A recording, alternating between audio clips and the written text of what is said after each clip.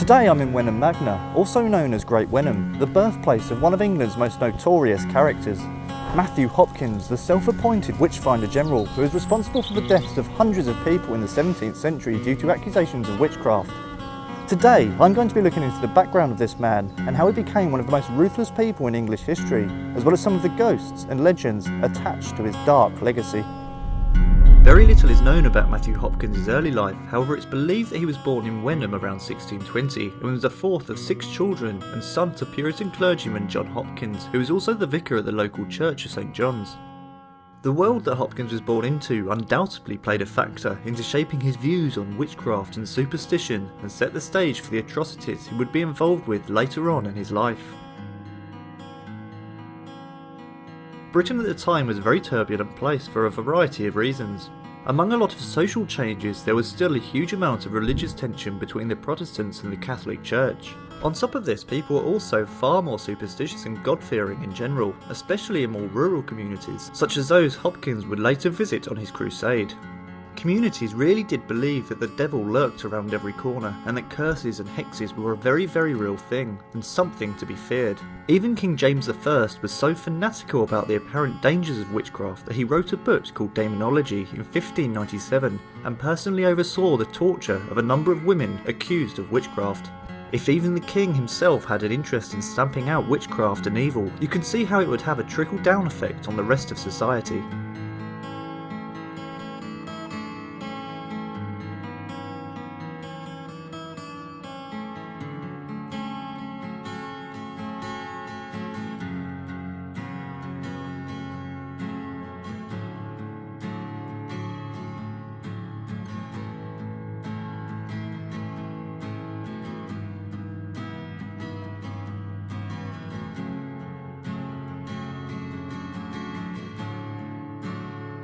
Now, although the church has changed a great deal since Matthew Hopkins' time, it's still fantastic to be able to come here and see where he would have spent, I'm sure, a great deal of his childhood, especially knowing the background and the zeitgeist of the time, which would have undoubtedly contributed to his very strong views, which would later on consolidate him in the history books.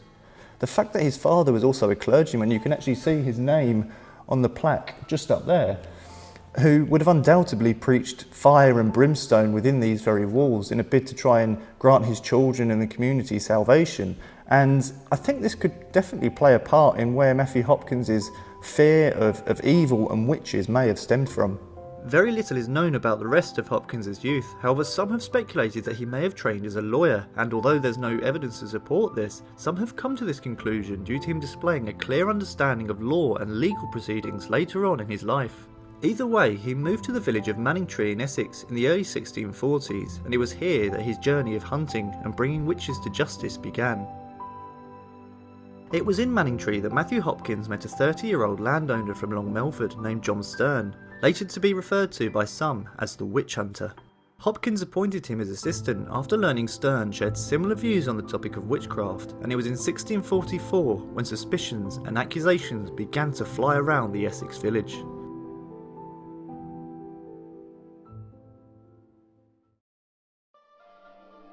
Hopkins believed that a number of women living nearby were practicing witchcraft and described how he could often hear them outside his window late at night talking about their meetings with the devil. His neighbour, an elderly one-legged lady named Elizabeth Clark, who Hopkins suspected of these dealings, was strip-searched and inspected in the Red Lion pub in Manningtree. This inspection revealed what Hopkins believed to be a third teat on Mrs. Clark, and she was subsequently arrested and put on trial in Chelmsford, where she was later found guilty.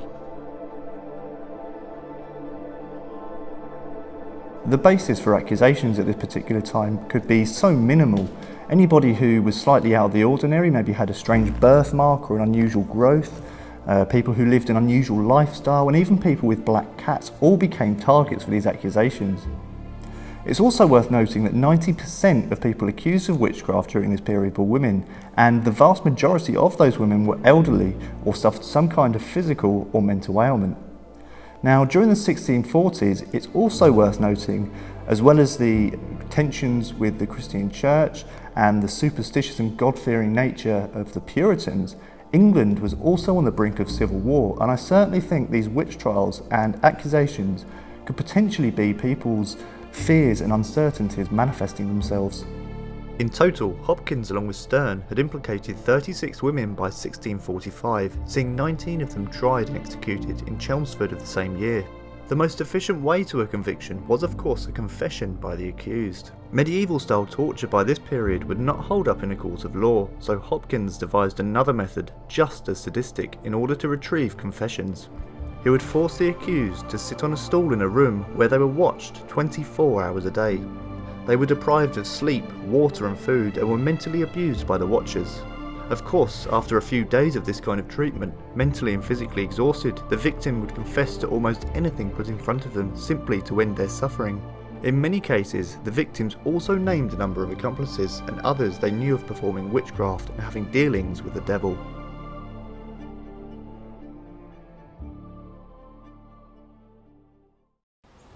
It was from here that Matthew Hopkins' reign of terror really took off.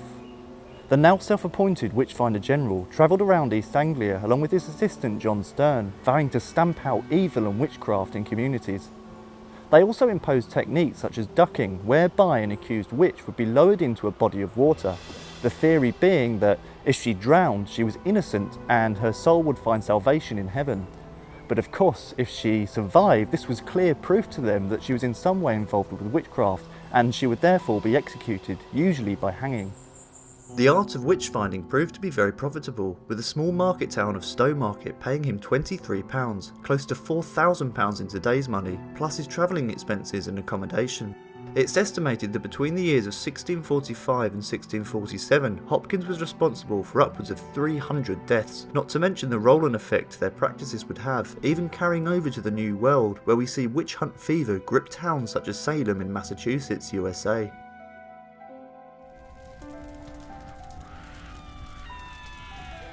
By now, Hopkins had become a ruthless killer.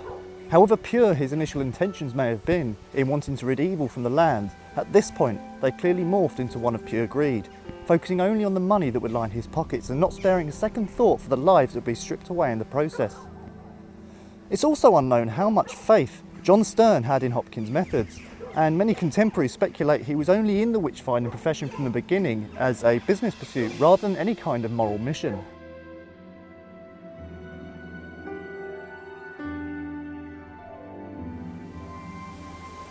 During this 3-year period, a lot of people actually sided with the Witchfinder General and his methods.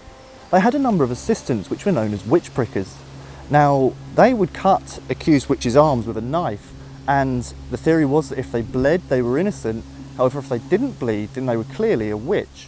But even a lot of these witch prickers turned out to be cons. They were using blunt knives to scratch the accused's arms, which obviously would draw no blood whatsoever. There was also a number of clergy that were heavy supporters of what Matthew Hopkins did, and I think it really does come down to that if people were in on the act and they were supporters of him, then they felt that they themselves were free from any kind of accusation of being a witch themselves. Hopkins and Stern retired in 1647, both now considerably wealthy men. John Stern went to live on his farm near Bury St Edmunds in Suffolk, and Matthew Hopkins returned to Manningtree, where he died in his home on the 12th of August 1647 of tuberculosis at the age of 28. With terror raining down and horrific deeds committed during this period, it's no surprise that even to this day, some people believe that the locations consumed by the fire and wrath of the witch trials are haunted by the souls of those involved. A number of the places that Hopkins frequented in his lifetime are today said to be home to his ghost, including the Red Lion in Manningtree, which is where he inspected and interrogated his first victim, Elizabeth Clark. What many people believe to be his disembodied voice has been heard drifting through empty rooms and corridors at the Red Lion. Hopkins' ghost, however, has actually been sighted at the Thorn Inn near Missley. Although the current building was built long after Hopkins' death, he did in fact briefly live in and own the former Thorn Inn, which stood on the site, where he may have even performed some of his interrogations. Along with this, the ghost of a small boy is believed to haunt the rear of the building, in the area which used to be the stables. Legend has it that he was trampled and killed by a horse that was once stabled there.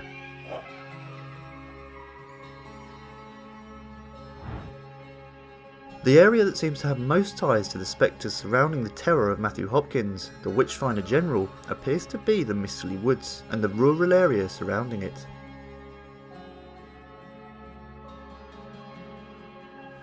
What I'm standing at now is a tree that dates back to the 13th century and is affectionately known as Old Knobley.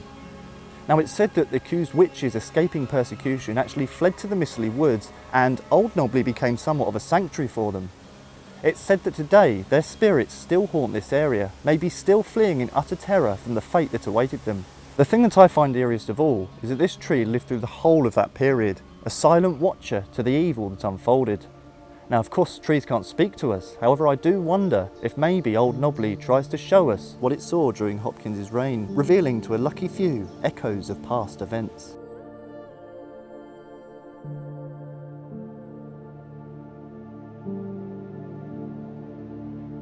On moonlit nights, along with the screams of drowning women accused of witchcraft drifting across the misty water, Matthew Hopkins' ghost has also been seen at what is known as the ducking pond, the place where a number of his victims met their demise. Maybe he returns here all of these years later to inspect his handiwork, or has he seen the error of his ways in the afterlife and returns to reflect on his wrongs? Whatever his reason for being here is unknown, however many passers-by have seen him emerging from the mist on silent moonlit nights.